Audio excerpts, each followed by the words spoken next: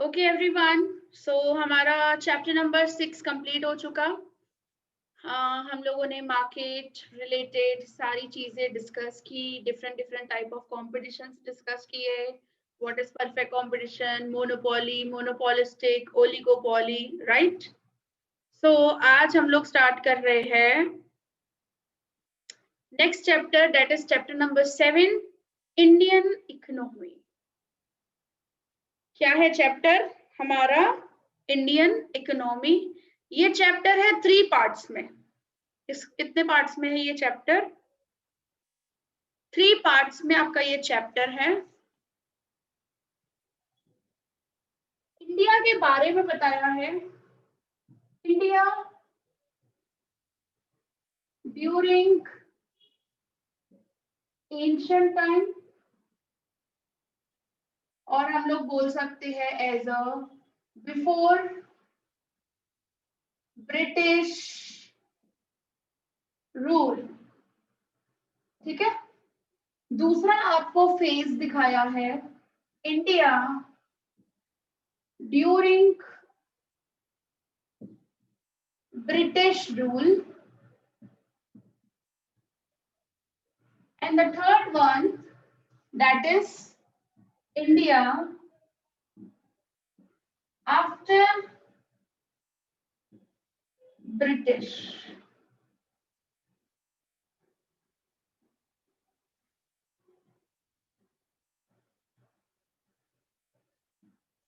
तो यहाँ पे 3 स्टेजेस आपको बताए हैं कि इंडिया की क्या बिफोर ब्रिटिश रूल कैसे था India, during British rule India कैसे था, और आफ्टर ब्रिटिश रूल इंडिया कैसे था। तो ये आपको यहाँ पे इस चैप्टर में एक्सप्लेन किया है पूरा। मुझे बता सकते हो आप लोग कि इंडिया बिफोर ब्रिटिश रूल, जब ब्रिटिशर्स नहीं थे हमारे इंडिया में, तो कैसा हुआ करता था generally? Can anyone tell me? Britishers नहीं थे जब, इंडिया को क्या कहा जाता था? As a golden bird. golden bird, right? So India was known as golden bird, right? क्यों ऐसा कहा जाता था इंडिया को? Why? गोल्डन बर्ड क्यों कहा जाता था इंडिया को?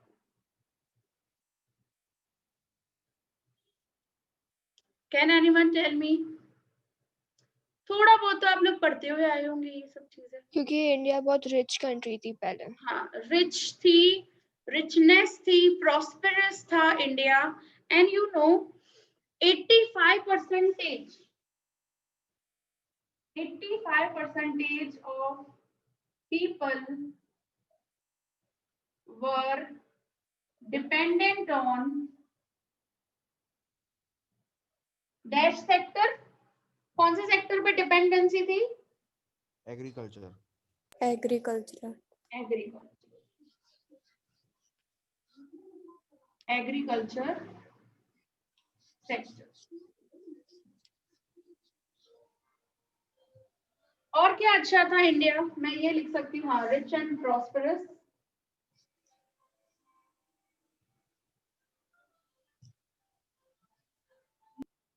भी क्या था? और माइथोलॉजिकली भी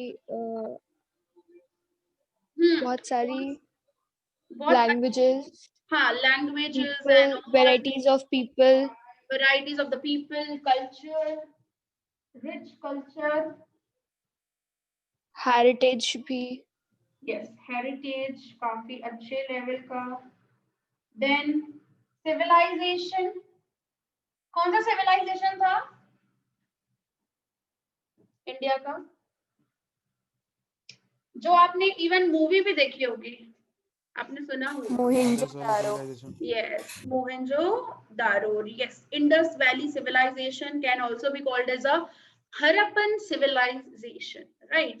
तो ये सब बेसिक आपको पता है। Indus valley civilization. ठीक है, ओके फाइन। तो ये बेसिक यहाँ पे जस्ट बताया हुआ है कि इंडिया का इनकम भी काफी अच्छा था, रिच एंड प्रॉस्परस था, इतने लोग एग्रीकल्चर सेक्टर पे डिपेंडेंसी थी, एंड दे आर एक्चुअली, मतलब जो भी एग्रीकल्चर सेक्टर में वो लोग ग्रो करते थे ना, वो सेल्फ कंजप्शन के लिए करते थे। किसके लिए करते थे? यहाँ पे मैं लिख देती हूँ, सेल्फ कंजप्शन के लिए प्रोड्यूस करते थे खुद के लिए, और थोड़ा बहुत जो बचता था वगैरह वो चीज। एक और चीज मैं आपको बताऊं यहाँ पे, इवन इंडिया हैंडीक्राफ्ट में भी बहुत अच्छा था।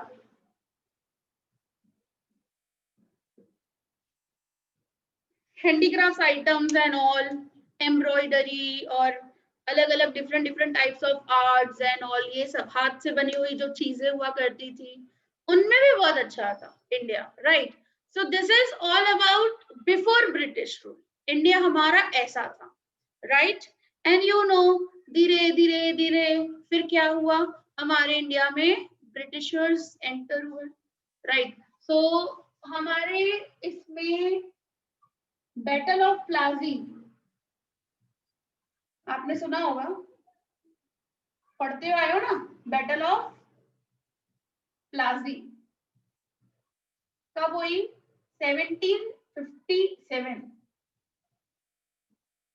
1757 में बैटल ऑफ प्लाजी हुआ, और फिर धीरे धीरे धीरे एक स्टेट को एक्वायर करता गया ब्रिटिशर्स। वेस्ट बंगाल से स्टार्ट हुआ और फिर धीरे धीरे सबको एक्वायर करता गया, और हमारे देश के ऊपर किसका राज चलता गया? उन्होंने कॉलोनियल रूल एस्टैब्लिश कर दिया। मींस इंडिया क्या बन के रह गया? As just a colony. और रूल कौन कर रहा था हमारे कंट्री के ऊपर? Britishers, right. तो ब्रिटिशर्स ने 1757 से लेकर 1947 तक, मतलब अप्रोक्सीमेटली आप गिनने जाओ तो ऐसे 190 इयर्स होते हैं, 190 साल, राइट। मतलब हम लोग ऑन एन एवरेज क्या गिनते हैं? 200 साल। 200 साल ब्रिटिशर्स ने हमारे देश के ऊपर क्या किया? रूल किया, राइट। और यहाँ पे अब क्या हो गया था? ब्रिटिशर्स क्या फोकस करते थे? कमर्शियलाइज कर दो एग्रीकल्चर को भाई, कमर्शियलाइज द एग्रीकल्चर। मींस वो प्रेशर डालते थे फार्मर्स के ऊपर कि तुम लोग रॉ मटेरियल्स प्रोड्यूस करो, तुम लोग कॉटन, ये सब चीजों, क्योंकि इंडिया क्या करता था? सेल्फ कंजप्शन करता था, फूड ग्रेन्स और ये सब कुछ प्रोड्यूस ज्यादा करता था, और काफी रिच और काफी सेटिस्फाई, ह्यूमन बॉन्ड्स भी कम थी, इतनी ज्यादा नहीं थी। और अचानक से जो रूल होने लगा तो कमर्शियलाइज कर दिया पूरा एग्रीकल्चर, भाई इसके ऊपर अब कॉन्सेंट्रेट करो। बिकॉज इंडिया क्या बन के रह गया था? खाली only the exporters of the raw material. बस इंडिया को क्या करना होता था? खाली एक्सपोर्ट करना होता था, वो भी ब्रिटिशर्स फ्री में एक्सपोर्ट करते थे, कुछ रिटर्न नहीं मिलता था, कुछ भी नहीं होता था यहाँ पे। सो इंडिया खाली क्या बन के रह गया था? As a supplier of the raw material. इस टाइम पे India became the supplier of raw material। Plus यहाँ पे एक और चीज की थी, टैक्सेस बहुत ज्यादा लगाए जाते थे। किसके ऊपर? पुअर पीपल्स के ऊपर ज्यादा टैक्स, रिच पीपल्स के ऊपर कम टैक्स। तो टैक्सेस यहाँ पे किसके ऊपर? High taxes on poor, low tax on rich. ये फिर ब्रिटिशर्स ने हमारे यहाँ पे हैंडीक्राफ्ट इंडस्ट्रीज को बर्बाद किया भाई। कैसे? क्योंकि देखो रॉ मटेरियल्स वो लोग इंडिया से ले जाते थे, वहां पर अपने ब्रिटेन में और इधर जाकर वहां पर क्या करते थे, फिनिश गुड्स में कन्वर्ट करते थे, क्योंकि उनके पास तो मॉडर्न मशीनरीज और ये सब कुछ होता था। हमारे पास तो हम लोग हाथ से सब चीजें करते थे। तो उनके गुड्स क्या होते थे, कॉस्ट ऑफ प्रोडक्शन उनका कम रहता था, तो हमारे इंडिया को फिर वो सेल भी करते थे। तो हैंडीक्राफ्ट में क्या हो जाता है, बहुत ज्यादा टाइम कंज्यूमिंग है, बहुत ज्यादा कॉस्टली भी पड़ जाते थे। तो वो लोग ब्रिटेन के जो भी गुड्स होते थे वो यहाँ पे सेल भी करते थे, जिसकी वजह से हमारा हैंडीक्राफ्ट का जो पूरा मार्केट था, तो इंडस्ट्रीज थी, वो क्या हो गई, धीरे धीरे क्लोज डाउन हो गई। So close down the handicraft industries, है ना, धीरे धीरे बर्बाद करते गए। एंड यू नो कैसे एक्सप्लॉइटेशन करते थे। आपने वो मूवी नहीं देखी लगान, मूवी देखी है लगान एवरीवन? हाँ, उसमें दिखाया है ना कैसे एक्सप्लॉइट करते हैं वो लोग, किस तरीके से ज्यादा रेवेन्यू कलेक्ट करते हैं बेचारे पुअर से, और कैसे प्रेशर्स डालते हैं। बिकॉज जो भी होता था सब कुछ, जो भी ये जो फार्मर्स होते थे उनको अपना एज अ क्रॉप ही सब कुछ दे देना पड़ता था उन लोगों को, जमींदार को, जमींदार एक्सप्लॉइट करते थे। ऐसा सब चीजें हुआ करता था ब्रिटिशर्स के टाइम पे। पर ब्रिटिशर्स के टाइम पे कुछ अच्छी चीजें भी हुई, जैसे रेलवेज का डेवलपमेंट हुआ, रोड्स डेवलप हुए, बैंकिंग सेक्टर डेवलप हुआ। लेकिन आपको मैं बताऊं, रेलवेज जो भी डेवलप किया था ब्रिटिशर्स ने, वो भी सिर्फ खुद के फायदे के लिए, वो इंडियन पीपल को यूज नहीं करने देते थे कि भाई कुछ भी ट्रांसपोर्टेशन या क्या। रेलवे स्टार्ट हुआ because of transportation during British rule. और मेनली क्यों किया गया था, क्योंकि देखो अब उनको इंडिया से अपने देश उनको रॉ मटेरियल्स वगैरह पहुंचाने हैं, तो वो कैसे पहुंचाएंगे, तो उनको वाटरवेज के थ्रू पहुंचाना था, तो वाटरवेज तक भी कैसे पहुंचाएंगे। सो इसी वजह से उन्होंने रोड्स अच्छे थोड़े बहुत किए और रेलवेज को डेवलप किया, और खुद के पर्पस के लिए ही वो लोग यूज करते थे रेलवेज। बाकी कोई कोई इंडियन पीपल को यूज नहीं करने देते थे, कोई इंडियन इंडस्ट्रीज को यूज नहीं करने देते, राइट। प्लस तो ये एक दो चीजें, और हाँ पहले चलता था बार्टर सिस्टम। क्या चलता था? बार्टर सिस्टम इस टाइम पे। तो can you tell me what is barter system? क्या है बार्टर सिस्टम? एनीवन? ये तो सुना हुआ ही है आपने। What is barter system? Anyone? Commodity to commodity. Yes, commodity to commodity can be called as a C2C system also. Goods के सामने goods बेचने का, एक्सचेंजिंग करने का। लेकिन मनी सिस्टम किसने इंट्रोड्यूस किया?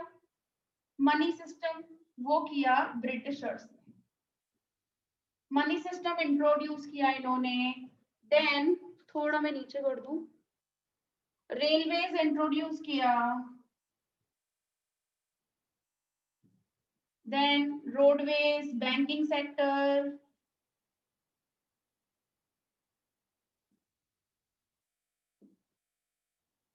ये सब चीजें डेवलप हुई। और इवन थोड़ा बहुत कम्युनिकेशन रिलेटेड भी डेवलपमेंट हुआ था, ये पोस्टल एंड ऑल ये सब चीजों का। कुछ चीजें ऐसे पॉजिटिव थी ड्यूरिंग ब्रिटिश रूल, और उनके जो पैटर्न्स चलते थे या क्या, तो आज भी हमारे कॉन्स्टिट्यूशन में वही सब चीजें हैं। एंड फाइनली 15 अगस्त की रात को 1947 इंडिया गॉट इंडिपेंडेंस, राइट। और उसके बाद 47 से देखो हमारे फर्स्ट प्राइम मिनिस्टर बने कौन?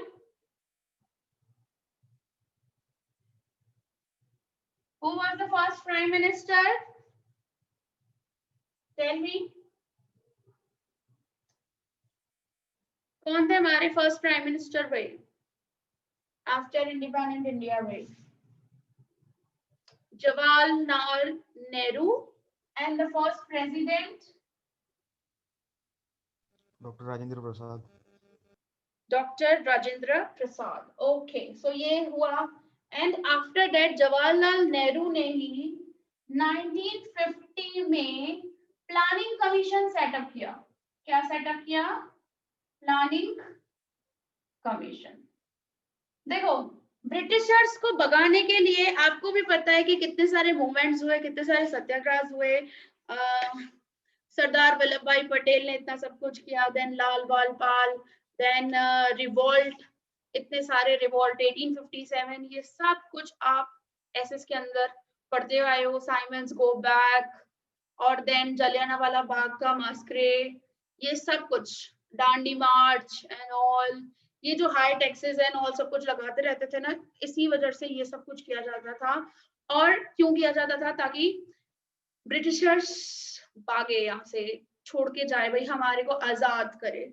तो पहले क्या हुआ करता था, पहले पाकिस्तान भी हमारे साथ ही था, एंड हम क्या बोलते थे, एज अ हिंदुस्तान बोला जाता था, एंड देन फिर सेपरेटेड हो गया, पाकिस्तान अलग हो गया 14 तारीख को, फिर 15 तारीख को हमारा पूरा as a independence day celebrate करते हैं हम लोग, ठीक है। Even Bangladesh is also included in Hindustan. तो ये सब चीजें इंक्लूडेड थी।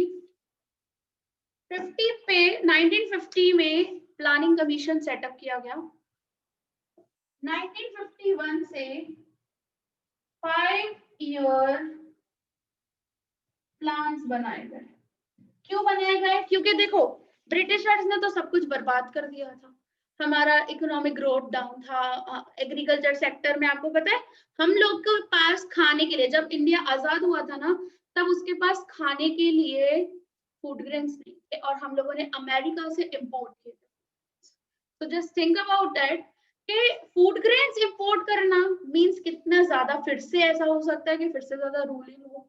तो इस वजह से 5-5 साल का प्लान रेडी करते थे, प्लानिंग कमीशन सेटअप किया गया था, जिसका नाम दिया गया था एज अ प्लानिंग कमीशन, और उसके अंदर 5-5 साल के प्लान्स बनाए जाते थे। हर 5 ईयर प्लान में first 5 year plan, second 5 year plan, third 5 year plan, इस तरीके से कंटिन्यूअस 5 ईयर प्लान्स चलते हुए आए। 12 5 ईयर प्लान्स 2017 तक 12th 5 ईयर प्लान चलता हुआ आया। और अब प्लानिंग कमीशन का नाम चेंज होके हो चुका है नीति आयोग। सुना है आप लोगों ने? 2014 में प्राइम मिनिस्टर नरेंद्र मोदी जी ने प्लानिंग कमीशन को रिप्लेस करके क्या नाम रखा गया? NITI Aayog, NITI, NITI Aayog. So that is a National Institute for Transforming India. So ये नाम रखा गया, और उसके चेयरमैन नीति आयोग के खुद हमारे प्राइम मिनिस्टर नरेंद्र मोदी जी ही है, ठीक है। तो अब प्लानिंग कमीशन आपको नहीं दिखेगा, अब क्या दिखेगा आपको? NITI Aayog, right. So that is the policies और ये प्लान्स, ये सब कुछ रेडी करना। सो मैं जैसे बता रही थी कि फर्स्ट 51 में फर्स्ट 5 ईयर प्लान, 1951 में फर्स्ट 5 ईयर प्लान डेवलप किया गया, and the objective most IMP चीज यहाँ पे मैं आपको बता रही हूँ कि हमारे 5 ईयर प्लान्स, इंडिया के 5 ईयर प्लान्स में सबसे बेसिक 5 चीजें हुआ करती थी कि इंडिया में इकोनॉमिक ग्रोथ बढ़ाना है, इंडिया को सेल्फ रिलायंट होना है, आत्मनिर्भर होना है, इंडिया में मॉडर्नाइजेशन ले आना है, इंडिया में से बेरोजगारी और गरीबी को हटाना है, that is a reduction of unemployment and poverty, and the last one that is equality. समझे? तो ये 5 बेसिक ऑब्जेक्टिव हुआ करते थे 5 ईयर प्लान्स के। और फर्स्ट 5 ईयर प्लान में सबसे ज्यादा जो इंपॉर्टेंस दिया गया था वो मिला गया था किसको? एग्रीकल्चर सेक्टर को। बिकॉज मैंने आपको बताया कि जब हमारा देश आजाद हुआ था तब क्या हुआ, हमारे पास खाने के लिए फूड ग्रेन्स भी नहीं थे। इसी वजह से self reliance and economic growth achieve करने के लिए एग्रीकल्चर सेक्टर पे बहुत अच्छा फोकस किया गया, उसके रिलेटेड काफी अच्छे लेवल की प्लानिंग की गई। और जो जो पुराने सिस्टम्स चलते थे, जमींदारी सिस्टम और ऐसे सारे सिस्टम्स को अबॉलिश करने का सोचा, जो फार्मर्स थे उनको डेवलप करने का सोचा, फूड ग्रेन्स के रिलेटेड काफी कुछ, फार्मिंग रिलेटेड मींस अच्छे seeds, pesticides, fertilisers, proper irrigation, इन सब चीजों पे फोकस किया गया एंड फाइनली क्या हो गया, हम लोग सेल्फ सफिशिएंट हो गए। समझे? तो ये काफी अच्छा अचीवमेंट हुआ था फर्स्ट 5 ईयर प्लान का। And the second 5 year plan जो स्टार्ट हुआ था, ये first 5 year plan, second 5 year plan start हुआ था 1956 में। ये आपको याद रखना है, छोटी छोटी जो चीजें हैं वो मैं आपको बता रही हूँ। जितनी बड़ी कहानी बताऊंगी ना उतना आप लोग कंफ्यूज हो जाओगे, इस वजह से मैं शॉर्ट में सब चीजें आपको एक फ्लैशिंग बैक कर रही हूँ अबाउट द इंडियन इकोनॉमी, एक जस्ट ओवरव्यू दे रही हूँ मैं ताकि आपको याद रहे। सो 56 अब बार बार मेरे मुंह से सुनोगे 1956 1956 1956। So that was the start of the second 5 year plan। और सेकेंड 5 ईयर प्लान में पीसी महालानोबिस, ये नाम याद रखना, राइट? पीसी महालानोबिस 12th में भी आप ये देखोगे करोगे, बिकॉज 12th में भी आपको इंडियन इकोनॉमी रिलेटेड बहुत कुछ है, राइट? तो पीसी महालानोबिस ने ऐसा बोला था कि इंडिया को अगर डेवलप होना है, और इंडिया ने मिक्स्ड इकोनॉमी अडॉप्ट की थी, राइट? तो मैं इधर एक चीज लिख दूं, mixed economy.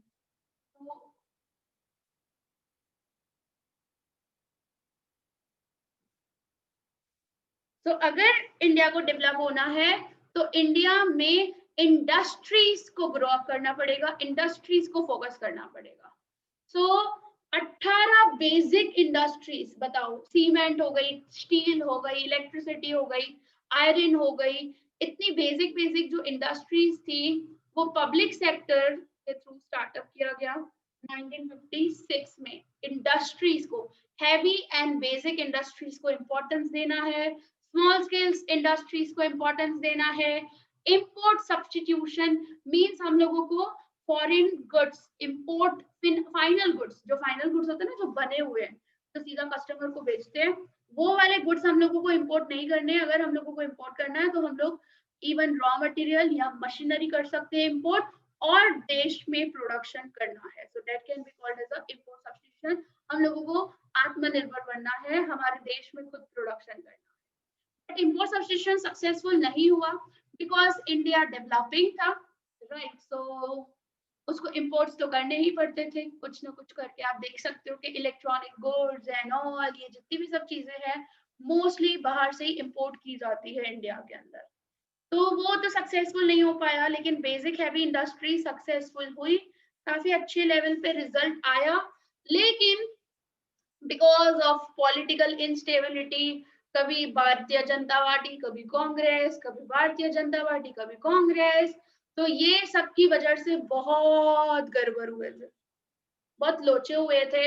And you know how the public sector works. तो पब्लिक सेक्टर इन एफिशिएंट काम करता है, प्रॉपर तरीके से काम नहीं करता है, मिनिस्टर सारे के सारे करप्टेड अंदर ही अंदर। इंदिरा गांधी की सरकार थी, जवाहरलाल नेहरू की सरकार थी, राजीव गांधी की सरकार थी, तो यू नो अबाउट दैट के भाई वो लोग कितने करप्टेड, और ये सारे आज भी वही हाल है। मिनिस्टर्स का तो भाई करप्शन तो है ही है। Corruption is one of the basic cause for all the problems in India. तो ये सब चीजें हुई थी। और इसके बाद वाला चैप्टर है chapter number 8, that is the economic reforms. So वो मैं बताऊंगी आपको कि 1991 में economic reforms, that is LPG, liberalisation, privatisation and globalisation, ये क्यों लॉन्च किए गए, उसकी स्टोरी हम लोग 8th चैप्टर में पढ़ेंगे। ठीक है, अब तक आप इतना याद रखो कि क्या हुआ। एग्रीकल्चर सेक्टर रिलेटेड डिटेल करेंगे, थोड़ा इंडस्ट्रीज रिलेटेड डिटेल करेंगे यहाँ पे इस चैप्टर के अंदर। लेकिन आपको ये 3 फेजेस ही दिखेंगे, उसमें से आपके इस चैप्टर में ये एंशिएंट इंडिया वाला जो टॉपिक है वो डिलीटेड है। ठीक है, बाकी ये 2 टॉपिक्स रिलेटेड आपको डिटेल जाना पड़ेगा, ये डिलीटेड नहीं है। ठीक है, so let's start chapter number 7 with the basic introduction of the chapter। India का नाम भारत कैसे रखा गया, कोई बता सकता है मेरे को? इंडिया को भारत कहा जाता है, how, why? Just Google out आपके हाथ में फोन्स वगैरह कुछ होंगे, so just Google out why India is called as a Bharat. जल्दी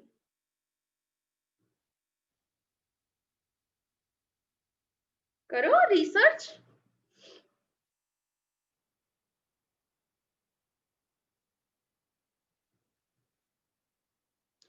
बिकॉज रिसर्च करना आज के टाइम पे कंपटीशन बहुत जबरदस्त लेवल का चल रहा है, सो रिसर्च करना बहुत ज्यादा जरूरी है। मैम भारत चक्रवर्ती नाम का किंग था, उसके ऊपर से नाम रखा भारत वर्ष और फिर भारत से रखा नाम। अच्छा, तो भारत क्यों रखा गया? आई थिंक ठीक है, आप जो बता रहे हो इट्स ओके फाइन, बट बहुत ब्रेव थे इसलिए। क्या बोल रहे हो दिशा? वो बहुत ब्रेव थे इसलिए बट king। यहाँ पे आपके बुक में दिया हुआ है कि किंग दुष्यंत और क्वीन शकुंतला का बेटा था भारत, भरत ऐसा बोला जाता था, भारत, और उसके बेसिस के ऊपर देश का नाम रखा गया भारत। ऐसा आपके बुक में ये चीज बताई है, ये वाली स्टोरी बताई है। बट मैं एक और क्वेश्चन करना चाहती हूँ आप लोगों से, तो अगर भारत बोला जा रहा है तो इंडिया के लिए शी क्यों यूज करते हैं हम लोग? भारत माता क्यों बोलते हैं हम लोग इंडिया?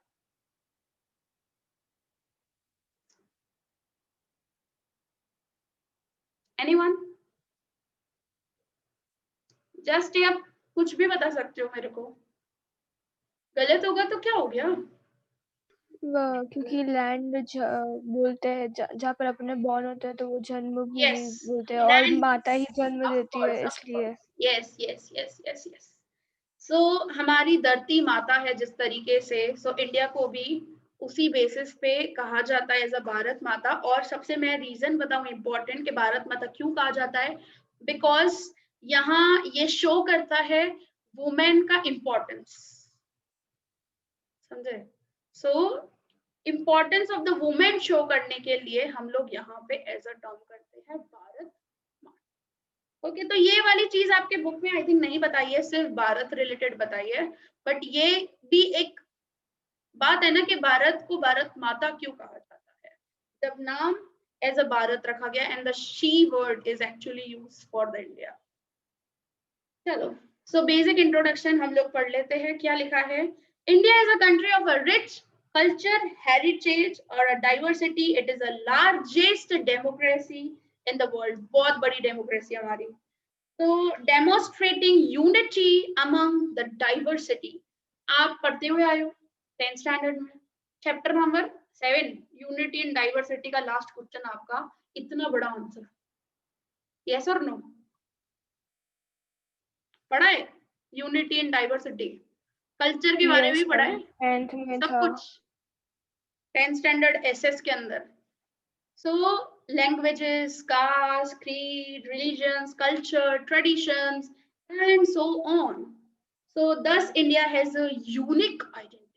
इतने सारे लैंग्वेजेस में वो चैप्टर नंबर 4 आपका एसएस के अंदर, तो कितनी सारी लैंग्वेजेस, माय गॉड, इतना सारा डिफरेंट डिफरेंट तरीके के हमारे जो भी स्क्रिप्चर्स है यहाँ पे, फिर अलग अलग वो 7 वंडर्स में भी इवन ताजमहल रिलेटेड और बहुत सारे ऐसे रेड फोर्ट वगैरह या फिर झूलता मीनार, और ये सब कुछ रिलेटेड बताया हुआ ही है। मतलब बहुत ज्यादा वर्ल्ड हेरिटेज में आता है India. So India was named Bharat in the ancient times after the name of the son of King Dushyant and Queen Shakuntala. ठीक है, तो ये आपसे एमसीक्यू वगैरह में मुझसे पूछ सकते हैं।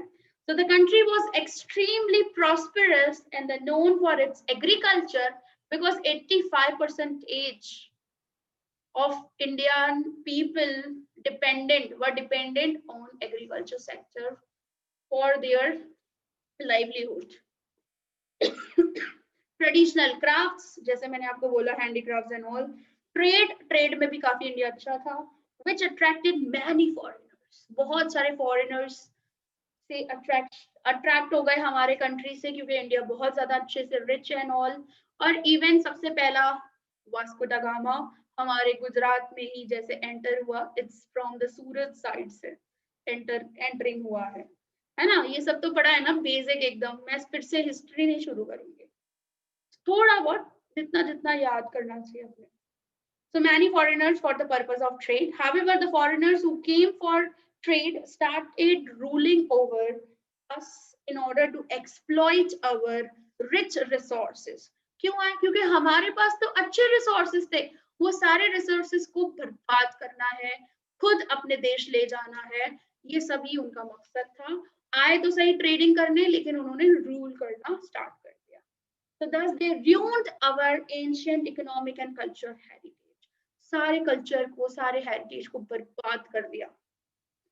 Both so between 1526 to 1858, that is between 16th and 19th century, the Mughals ruled the entire nations or some regions. Besides, the French, Portuguese, Dutch also ruled over some parts of some time, and finally the British established their rule over India almost from 1757 जो battle of प्लाजी हुआ था to 1947. So this period from 1757 to 1858 is known as the period of East India Company. Yes, East India Company Britishers company है। 1600 में 1600 AD में क्या हुआ, उसका establishment हुआ और फिर वो हमारे कंट्री पे धीरे धीरे 1757 to 1858, क्योंकि रिवॉल्ट 1857 में तो ये ईस्ट इंडिया कंपनी रिलेटेड बोला था ना कि इसको बंद करो, भागो जाओ यहाँ से। सो 58 तक, 1757 से लेके 1858 तक ईस्ट इंडिया कंपनी का रूल चला।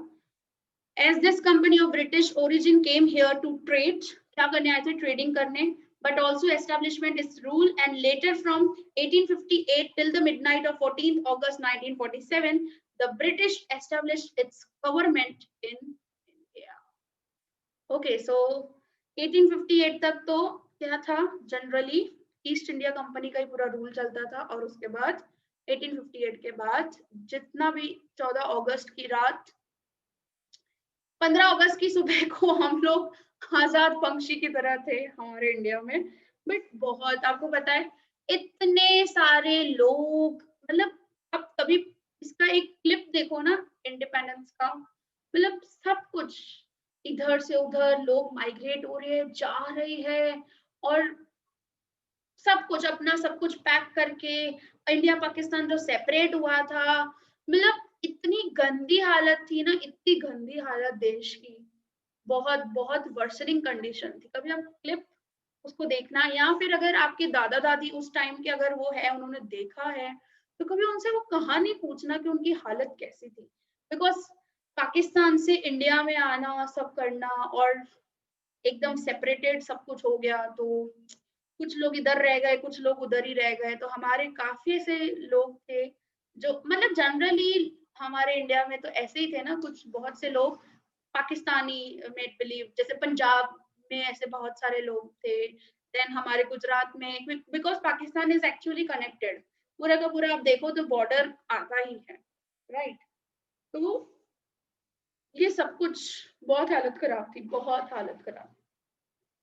कैसे जा रहे हैं लोग अपने, जितना भी उनके पास जो भी ट्रांसपोर्ट के लिए होता था, घोड़ा गाड़ी, बुल्लॉक कार्ट एंड ऑल, सब कुछ पोटली पोटली बांध के सब कहाँ जाना है उनको सोचना, मतलब एकदम India separated. So finally 15th अगस्त 1947 इंडिया हो गया independent. Okay, so this is the basic introduction. And ancient India में आपको करवा लेती हूँ क्योंकि एक ही जस्ट पेज का है, उससे ज्यादा नहीं है, राइट। तो हम लोग एक जस्ट व्यू देख लेते हैं, भले आप उसको पढ़ना नहीं, लर्न नहीं करना, बस for the knowledge only, just, ठीक है। आएगा नहीं आपका कुछ भी रिलेटेड टॉपिक्स में से, बट थोड़ा तो भी देखना बनता है। अगर पढ़ रहे हैं स्टोरी तो पूरी अच्छे से स्टोरी पढ़े ना, ऐसे आधी अधूरी एक दो, जैसे अभी कोई मूवी देखते हैं, अभी बीच में एक दो सीन मिस हो जाता है तो कैसा लगता है अपने को, यार मजा नहीं आया।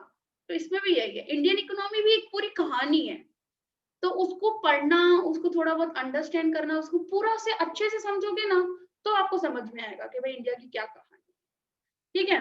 तो बाकी का एंशिएंट इंडिया से मैं स्टार्ट करूंगी नेक्स्ट लेक्चर में। आज का था हमारा इतना ही, ओवरव्यू वगैरह आपको जस्ट मैंने दे दिया कि ये सब चीजें कैसी थी, क्या क्या क्या, ये थोड़ी बहुत पॉइंट्स हम लोगों ने लिखी और फिर डिटेलिंग करेंगे हम लोग नेक्स्ट लेक्चर से। अभी अच्छा है, डेटा वगैरह भी है बहुत ज्यादा, कुछ इतना लर्निंग का इसके अंदर इतना ज्यादा भी नहीं है। डेटा है तो डेटा कौन सी याद करनी है वो मैं आपको बताऊंगी, अब वो डेटा ही याद करना, ठीक है? Okay, so that's it about today. Thank you everyone, have a nice day, bye bye.